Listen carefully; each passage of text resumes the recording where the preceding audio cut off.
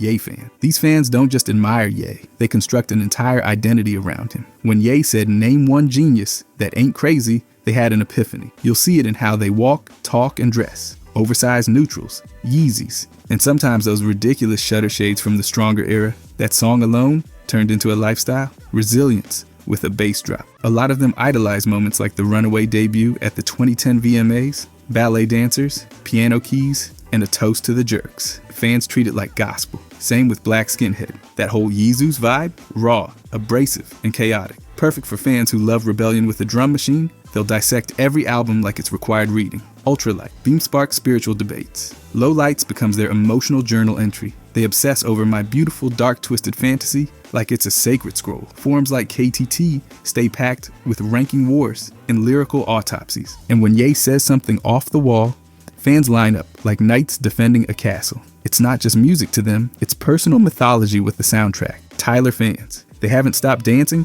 since Don't Tap the Glass Drop. These folks don't just listen. They assign their entire personality to one album and cling to it like a middle school crush. You've got the Bastard and Goblin fans who swear Tyler was better when he yelled at everyone.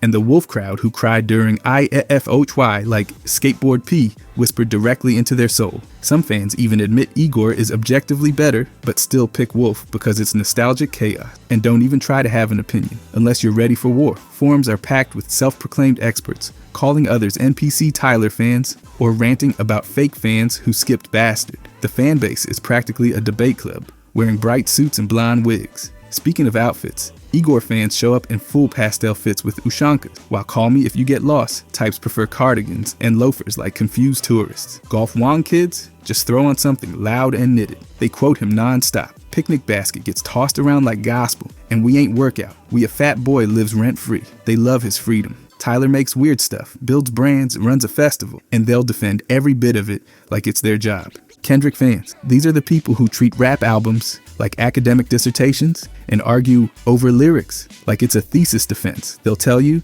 "To Pimp a Butterfly changed their worldview," and then quote, "All right," like it's a manifesto. Ask a Kendrick fan what good kid, Mad City means, and get ready for a 20-minute speech on Compton, family, and moral duality. With MLA citations if you push them. They don't all dress alike, but there's a quiet style to them. Usually simple streetwear with a retro edge. No wild costumes, just deliberate minimalism, like Kendrick himself. And online, you'll find them on Reddit, obsessing over references to Compton streets and debating whether Mr. Morale and the Big Steppers is a masterpiece or a therapy session with a beat. They love to analyze. DNA gets picked apart for its sonic switch-ups. We Cry Together? That's a stage play to them. And if you think Damn was just a chart hit, a Kendrick fan will explain how it's secretly about free will and duality. Some get labeled as pretentious. Others joke that Kendrick fans are 6-foot philosophers who deadlift truth. Either way, they're listening closely and thinking harder. By the way, if you guys want to subscribe, I'm going to be posting every day. Thanks. Anyways, Drake fans. These people treat Marvin's Room like a personality trait and take care like emotional therapy with beats. They'll vibe to God's plan like it's a life motto, then blast back to back when their group chat gets spicy. They're emotional, but also secretly competitive. Soft on the outside, petty on the inside. Some fans even admit it's tough defending lyrics from For All the Dogs, but they'll do it anyway, mumbling through the cringe lines like background noise at brunch. They don't post much. Drake's fanbase isn't built for stan warfare. They show up when it's time to stream or argue about whether Nothing Was the Same really aged better than Scorpion. Fashion-wise, they mirror Drake's guy who has money but wears sweats aesthetic, OVO gear, Nocta jackets, maybe a little Stone Island sprinkled in, and if you see a heart shaved in someone's hairline, yeah, it's a CLB fan. Fans pick an era and never let go. The Hotline Bling crowd quotes memes, the One Dance, types pretend they're cultured, and everyone secretly wants passion fruit played at their wedding. Critics call them bandwagoners or soft, but Drake fans just nod, throw on some loafers, and vibe in peace. Unbothered but fully invested. Travis Scott fans. These are the self-proclaimed righteous who treat concerts like controlled riots and mosh pits like therapy. The energy? Chaotic. The fan base? Devoted. Sicko Mode isn't just a song, it's their life soundtrack. When No Bystanders drops live, they treat it like a call to arms. They chant, they jump, they raid. Forums call them hype beast, egotists, but they call it culture. Most fans live for the Astroworld era, the music, the theme park visuals, the merch drops. It wasn't just an album, it was an immersive world. They dressed in Cactus Jack gear, flooded festivals and Nike collabs, and made cactus logos their personality. Then Utopia came, post-tragedy, and fans called it his rebirth. They saw it as therapy, not just beats. These fans are intense. Live shows look like metal concerts. Fans obey Travis like a general. Middle fingers up, heads banging, no chill. Fashion? Think graphic tees, cargo pants, Nike Travis sneakers, and branded merch as daily uniform. Love him or not, his fans stay loud, loyal, and ready to dive headfirst, sometimes literally, into the madness he creates. Eminem fan. These people practically invented obsessive fandom. The term stan literally came from one of his songs, and true to form, many wear that label proudly, quoting, "Lose yourself like scripture and arguing online like they're on payroll." Some discovered M through Cleaning Out My Closet or Mockingbird, others through Killshot or Rap God. But regardless of entry point, they treat his discography like sacred text. They're loyal to a fault. Say anything about mumble rap in their presence, and prepare to hear why the Marshall Mathers LP is superior to everything since. A lot of fans still treat Slim Shady era chaos like the golden age. My Name Is and Kim are battle flags, not just songs. Fashion? Less of a thing. You'll probably spot a black hoodie and earbuds blaring Not Afraid. Demographically, it skews male. Lots of white suburban teens who know every lyric to stand, but blank out after the Eminem show. Still, they'll defend every album, even the ones they hated, because once you're in, you're in. And when Eminem drops anything new, they don't sleep. They refresh constantly. Playboi Carti fans. These are the vamps who dress like haunted runway models and treat every album drop like a coded spiritual event. They're divided into factions. Some swear by Die Lit, others bleed. Whole lot of red, and a rare few claim to love the full evolution. One fan summed it up best. His music is quite literally all personality, which is hilarious because that personality might be a baby voice floating over dungeon beats. Cardi's songs like Magnolia made him a mainstream ghost. Loud, echoey, and vibe heavy. Then came the At Me phase and the pissy pamper leak that made the baby voice iconic. By Whole Lotta Red, he was growling into the mic like a gothic cult leader. Fans loved it. Tracks like Metamorphosis and New Tank turned shows into dark rituals, with opium gear as the official uniform. Online, these fans analyze leaks like cryptographers. They argue over which era reigns supreme, post blurry photos of themselves in black and red, and act like Cardi's Twitter typos are sacred texts. The fashion is punk, thrifted, and full of crosses. The vibes, chaotic. The energy, always waiting for another leak, another evolution, or maybe just Cardi's next tweet. J. Cole fans. These are the self-proclaimed grown-ups of rap, people who drink tea while breaking down Love Yours like it's gospel. They're chill, mature, and a little allergic to hype. You won't catch them arguing over Billboard stats. They'd rather talk about For Your Eyes Only's emotional arc or how KOD predicted the downfall of clout culture. They don't chase aesthetics. While Tyler fans rock bright cardigans and Cardi fans dress like goth vampires, Cole fans dress like people who show up to vote. Think joggers, hoodies, and just vibes. His anti-fame attitude bleeds into the fan base. Low-key, down-to-earth, and deeply suspicious of anything that feels too stan-coded. A real fan once said, Cole wouldn't even want a Taylor Swift-style fan base, which sums it up. They want authenticity, not hysteria. They've got their eras. 2014 Forest Hills Drive is the nostalgia machine. KOD is the philosophical one. The off-season is for fans who think bars still matter. They'll defend him from Kendrick stans, but won't throw punches. And if someone calls him corny, they'll probably nod, chuckle, and pull up a quote from January 28th. That's Cole fandom. Soft-spoken, deeply loyal, and always thinking. NBA, YoungBoy fans. These are the diehards who swear no one feels pain like YB, and they'll tell you straight up, he's the most authentic out there. That emotional bond, it's deep. Songs like Life Support and On My Side aren't just bangers. They're therapy sessions for people with trust issues and a short temper. His fans treat vulnerability like a war cry. They're also loud, like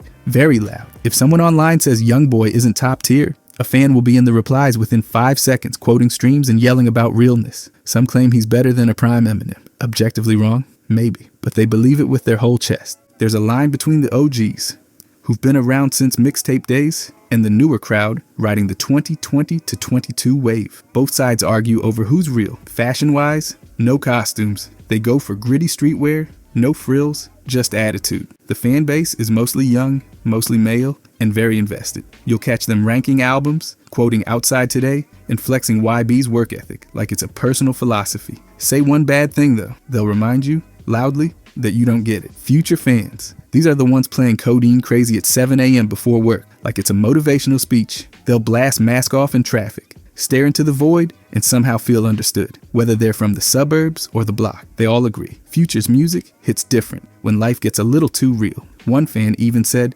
"Some of us live normal lives, bumping March Madness on the way to our 9 to 5, which perfectly sums up the whole vibe. They aren't flashy with their fandom. No costumes, no matching fits, just streetwear, hoodies, and vibes. They're not here to debate bar for bar lyricism. They'll tell you Future invented a mood. Auto-tune? That's not a crutch, it's a weapon. They'll go to war defending Percocet and stripper joint like it's a national treasure. Fans are era loyal. Some only want the rawness from DS2 and Tony Montana. Others are deep into I Never Liked You, Calling Wait for You. Future's emotional peak. They get stereotyped as trill, intense, maybe a little dramatic, but that's just part of it. No gatekeeping, just passionate support. And if you don't get it, they'll let you know you're missing the entire point, very loudly. Jay-Z fan. These are the people who quote Reasonable Doubt at brunch and think 30 is the new 20 was a life philosophy, not a lyric. They treat Jay like a blueprint for grown-up rap success. Lyrical surgeon turned mogul. You'll hear stuff like, even if you weren't a fan, you had to respect the hustle. And that's basically the Jay-Z fan motto. They're not about hype, they're about craft. Ask them about the blueprint, and you'll get a TED Talk on metaphors,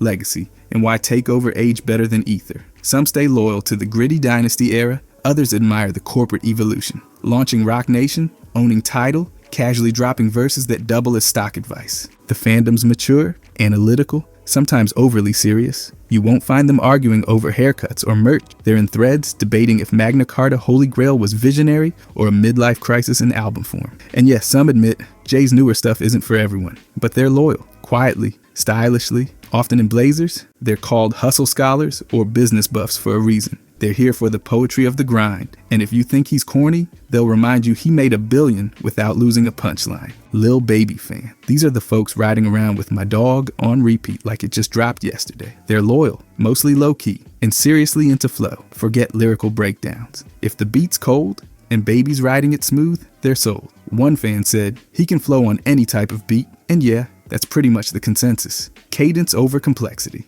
The fan base spans southern streets to suburban sidewalks, but Atlanta pride runs deep. Early fans still hold Too Hard and Harder Than Hard as the golden era, raw, emotional, street-rooted. The My Turn moment brought a broader crowd in with hits like We Paid and The Bigger Picture, especially after Baby leaned into activism. These days, with Womp and It's Only Me, opinion split. Some say he's plateaued, others still bump from now on, like it's scripture. They don't wear a uniform. You'll find designer hoodies, maybe some flashy chains, but mostly laid-back streetwear. No stand drama either. Lil Baby fans don't gatekeep. They scroll, stream, and keep it moving. Critiques pop up, but fans still ride for him. They're about hustle, relatability, and flow that feels effortless, even when life isn't. Lil Uzi Vert fans. These are the stylish chaos goblins of rap fandom, equal parts emotional catharsis and intergalactic fashion week. You'll find them debating Eternal Atake leaks at 3 a.m. and posting memes about missing 2017 like it was a lost civilization. Uzi fans live for hooks that feel like diary entries screamed into a void. XO Tour Life isn't just a hit, it's a generational scar. But don't let the emo energy fool you. These fans also know a catchy hook when they hear one. Songs like Money Longer and The Way Life Goes get treated like sacred texts for sad party kids. Style-wise, it's a spectrum. Some cosplay full Uzi, pink dreads, anime fits, Marilyn Manson tees. Others just channel the vibe, fluid fashion, space core, shoulder bags with tiny plushies. And yes, some fans are there for the look more than the music. Online, they're loyal but messy. They'll champion Eternal Atake 2, then roast it for not being 2016 Uzi. One fan said it best, y'all stuck in 2017, and they are, happily. It's a fandom caught between nostalgia and the next drop. They want emotional truth, high fashion, and beats that sound like alien voicemail, and they wouldn't have it any other way. JID fans. You know them, the hip-hop heads who treat every syllable like a sacred puzzle, who think syllabic cadence is a personality trait, and who cannot say lyrical without making intense eye contact. These are the rap nerds, the kind of people who will break down a JID verse bar by bar like it's a Rothko painting. They say things like, he's Kendrick adjacent, without blinking. They're allergic to mumble rap and consider The Never Story a coming-of-age film with beats. JID fans fall into two main camps: the early adopters, who were there for Spilligion, and Ed and Eddie, and the forever story evangelists, who treat surround sound as TikTok's only valid contribution to culture. And yes, many fans admit they sound like overly technical gremlins, but only after they've uploaded a 1,200-word essay comparing his internal rhyming to Black Thought's lunch breaks.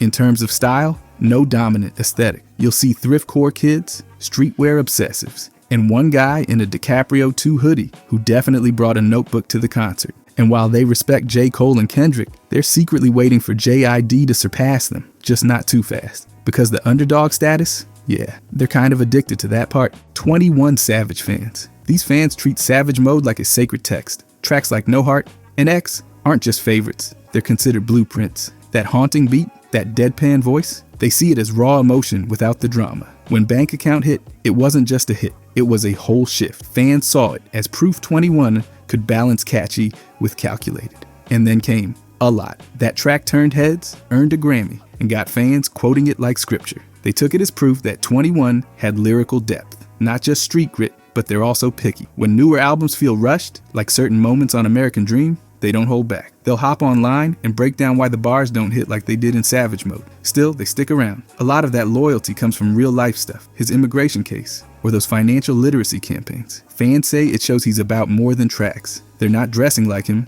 but they vibe with the low-key toughness. And online, they treat every project like a term paper. It's not a huge fan base, but it's serious. They expect depth, and they'll analyze every line to find it. Lil Wayne fans. These fans treat punchlines like collectibles. They memorize metaphors like they're studying for finals. If a verse doesn't hit with clever wordplay, they're not interested. Most are fiercely loyal. Some grew up blasting Go DJ, while others found Wayne through viral features or mixtapes. The Carter era, that's sacred ground. Songs like Lollipop and A Milli aren't just classics. They're part of personal history for a whole generation. And let's talk mixtapes. No ceilings and dedication, straight up gospel. These fans value creativity over structure and punchlines over deep narratives. They'll tell you Wayne's not just influential, he helped rewrite the rules. That doesn't mean they're blind. They know recent albums spark debate, but they'll still ride for him. If someone calls Wayne overrated, expect a 10-minute rebuttal. Fashion-wise, it's a mix. Some rock throwback tees and grills. Others just borrow his boldness, chains, bright colors, or wild sneakers.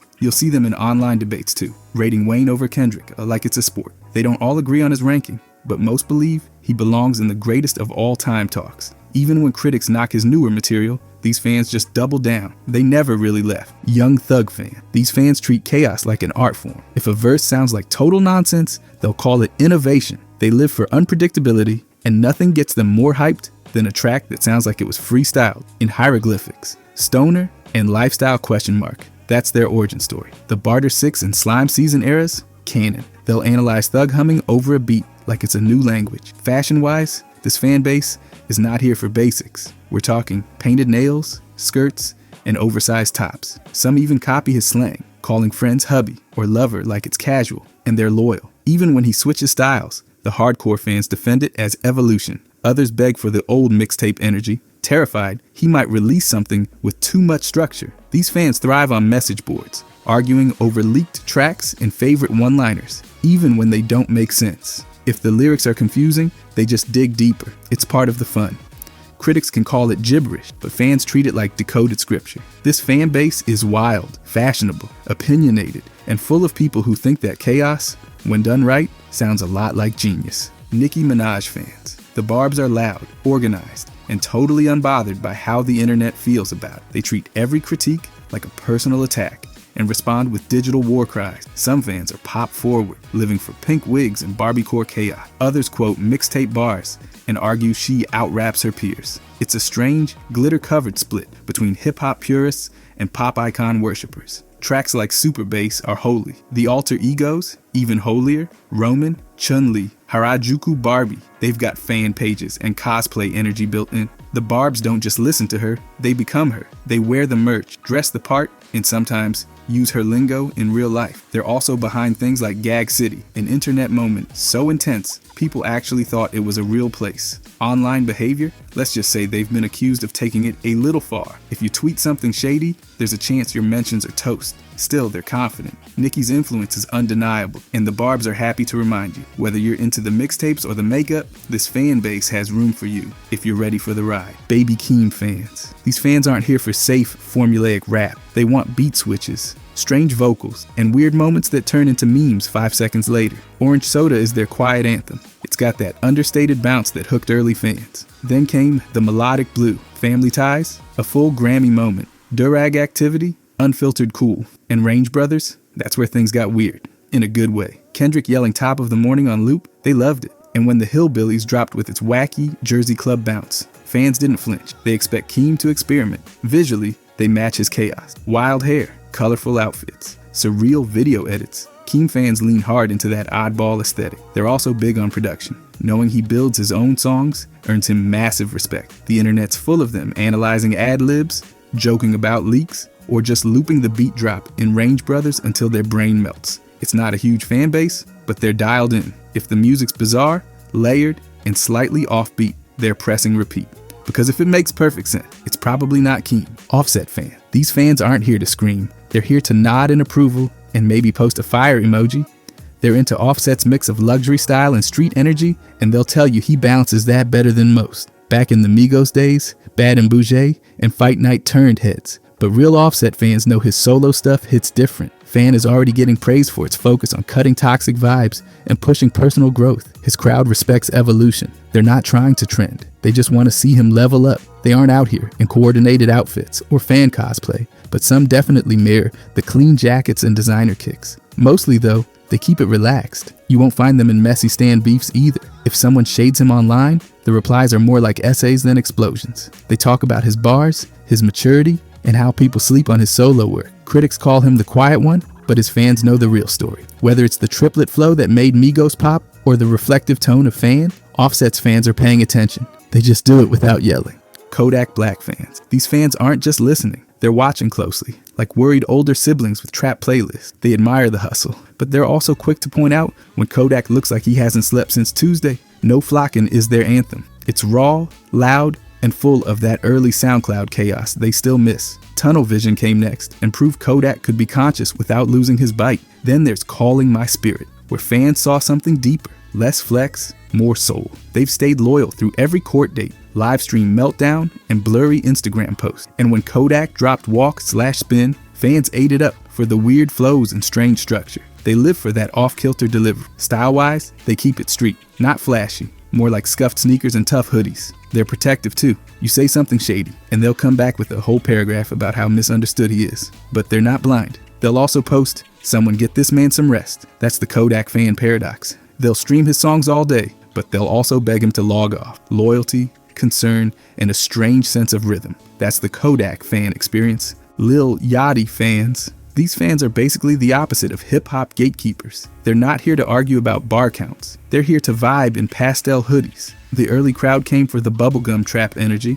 bumping One Night like it was a summer anthem that never ended. Poland made them scream laugh while looping that wobbly hook. And when Let's Start Here dropped, they didn't flinch. Psych rock, existential dread? Sure, why not? They're down for whatever weird corner boat decides to explore next. You won't find these fans in aggressive online spats. They're more likely to comment something like, "This is weird and I love it." Their style matches the mood. Bright colors, loose fits, and no fear of being extra. They don't care if you think it's corny. They like sincerity. Some of them got into his music through memes. Others stuck around for the creative glow up. What they all share is that outsider spirit. Lil Boat fans are the kids in the back row doing their own thing, and that's exactly the point. They're not stans. They're floaters who found an artist who doesn't ask them to pick a side, just press play and ride the wave. Ice Spice fans. The Spice Cabinet isn't just a nickname, it's a full-blown ecosystem of munchkins, memes, and pastel chaos. These fans love a good hook, but they stay for the energy. Songs like Munch and Princess Diana aren't just catchy, they're fan fuel. Then there's Boy's a Liar, Part 2.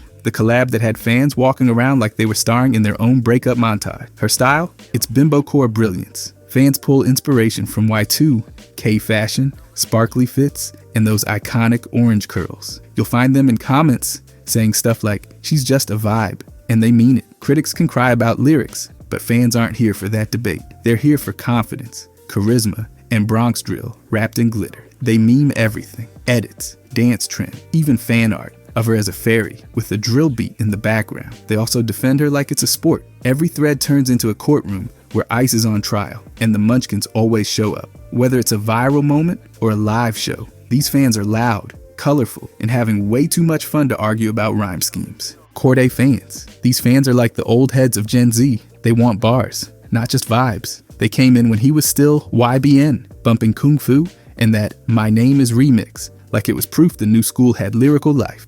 The Lost Boy is their comfort project. Songs like Have Mercy and RNP gave them what they needed: storytelling, sharp writing, and no corny gimmicks. They respect the craft, but they're not blind. Some admit he's missing a signature identity, often calling him J. Cole Light with a solid GPA. When From a Bird's Eye View dropped, the energy dipped a little. Still, they stayed hopeful. With The Crossroads, fans are watching closely, rooting for a clear evolution. They're not flashy, no Cordae-inspired outfits or chaotic fan edits. These are quiet bar nerds who write YouTube comments like essays. They're not into stan culture. They show love, but it's measured. They'll defend his flow, but also point out when a song feels too safe. Critics call them polite suburban rap fans, but they just care about lyrics over hype. Cordae fans want music with meaning, even if they wish he'd turn the volume on his personality up a notch. Sexyy Red fans. This fan base lives for chaos, color, and clapbacks. They're not quoting bars, they're quoting vibes. Pound Town wasn't just a song, it was a manifesto. The boldness, the raunch, the complete lack of filter, that's what hooked fans from the jump. Then Sexyy dropped, and suddenly everyone was hair whipping to an ad-lib like it was a secret handshake. These fans love her for being loud, confident, and 100% herself. They copy the red hair, rock the bright outfits, and blast Get It Sexy like it's gospel. But it's not just about looks, it's about energy. They post edits, start trends, and defend her like she's their wild cousin no one else understands. And when she claps back online, fans treat it like a victory lap. Controversy? Bring it. They were split on her 4C hair? Comment. But even that didn't stop them from turning her most viral lines into TikToks. These aren't bar snobs or genre purists. They want fun, mess, and memes. Whether they're joking in comment sections or quoting her most unhinged lines, Sexyy Red fans aren't chasing complexity. They're chasing the moment, and they're not letting it go quietly. Gunna fan. This crowd's all about the vibe. They're not dissecting every bar, they're floating through tracks like Drip Too Hard and Wanna in designer shades. His monotone flow, fans call it hypnotic, not boring. They love how he turns minimal delivery into something smooth, almost luxurious. The OGs came in during drip season, but when Pusha T hit, things exploded. That one phrase became a whole mood. The newer fans jumped in during A Gift and A Curse and stuck around for One of One, especially after tracks like Fuck You. Mean proved he could flip the heat from controversy into music that moves. Aesthetically, his fans are big on drip. Think fitted designer, soft flexing, and a mirror selfie with no caption. Some copy his fashion, but most just catch the vibe. Online, they're loyal, but not loud. They'll defend him in comment threads, but don't go full Stan meltdown. They respect the way he glides over beats more than any punchline, and they see him as more than Young Thug's shadow. Whether they're streaming the flute-laced trap on loop or casually quoting P, these fans are locked in, cool, composed, and always dressed like it's album release day. Cardi B fans. These fans don't just listen, they ride. They treat Cardi's rise from the Bronx to chart-topping dominance like it's a blueprint. Bodak Yellow isn't just a hit, it's a fan origin story. They saw her go from love and hip-hop to Grammys, and they've been quoting her Instagram rants ever since. Some fans are there for the music, but most are there for everything. The personality, the Twitter clapbacks, the no makeup selfies, the unfiltered energy. Critics say she's more influencer than rapper, but fans lean into it. They love that she doesn't pretend to be polished. Whether it's WAP breaking the internet or I Like It blasting through every summer cookout, her tracks become events. Style-wise, the fan base loves the glam. Dramatic nails, bold outfits, memes of her Met Gala looks. They mirror her fashion energy loud and proud, and they defend her hard. If someone questions her lyrics or credits, fans are quick to point out her honesty, her hustle, and her cultural impact. They aren't necessarily hip-hop purists, they're Cardi loyalists. The fan base isn't built on technicality, it's built on transparency, energy, and the most unapologetic Bronx charisma in the business. Nardo Wick fans. These fans are all about grit. They treat Who Want Smoke like it's the national anthem of Florida street rap. The remix, pure fan catnip. TikTok went nuts, and that stomping beat became a meme fact. They don't need lyrical acrobatics, they want menace and bass. His fans respect the cold delivery, the no-smile presence, and that gritty, stoic vibe. They're not pulling style from him like fashion bloggers, but they definitely respect the baggy tees and tough posture. Online, they're reactive, not organizing anything, but quick to defend or debate. Some see him as the next voice of hard trap. Others think he's just hype with a good mic. And the fan base took a hit when the Entourage incident happened. The backlash was real. Trust dipped. And the internet turned into a courtroom. Still, most stayed locked in. They're not your Megastan type crowd. No light sticks, no fan edits. Just comments under his new drop and playlists full of chaos. Their energy's raw. Their expectations simple. Give them something to walk through fire to. If it's loud, dark, and makes their speakers rattle, Nardo fans are hitting repeat. No rollout needed. Chance the Rapper fan. These people treat acid rap like it's the Declaration of Independence. Tracks like Paranoia and Cocoa Butter Kisses aren't just songs. They're historical documents. They'll quote lyrics like gospel and still bring up how he gave it away for free. That mixtape built the fan base's identity, and they're not over it. Then Coloring Book hit, and fans saw it as spiritual evolution. Blessings felt like a sermon. How Great turned concerts into church. And when he won Best Rap Album without selling a single copy, they practically started a parade. But the big day, that caused a personality crisis. Fans called it messy, overstuffed, even said it sounded like a wedding registry with beats. Still, they didn't leave. They analyzed it, debated it, dissected it like it was homework. Some still defend it. Others just pretend it never happened. What unites them is more than music. It's how Chance showed up for his city. Social works, school donations, and ASL interpreters on tour. Fans don't forget that. They post about it, debate it, and bond over it. Whether they're gospel lovers, mixtape loyalists, or armchair critics, they're loud, loyal, and very online. Pusha T fan. These people are like hip-hop's version of wine snobs. Except instead of grapes, it's cocaine metaphors. They're all about lyrical craftsmanship and that grimy Clips-era realism. You'll hear them talk about hell hath no fury, like it's a sacred text. They quote bars like scripture and treat metaphors like puzzles. When Daytona dropped, they didn't just enjoy it, they annotated it. They're not flashy either. No TikTok dances or designer logo fest. Think vintage Clips merch, serious faces, and debates about rhyme structure like it's a thesis defense. These fans love that Pusha stays out of the pop machine.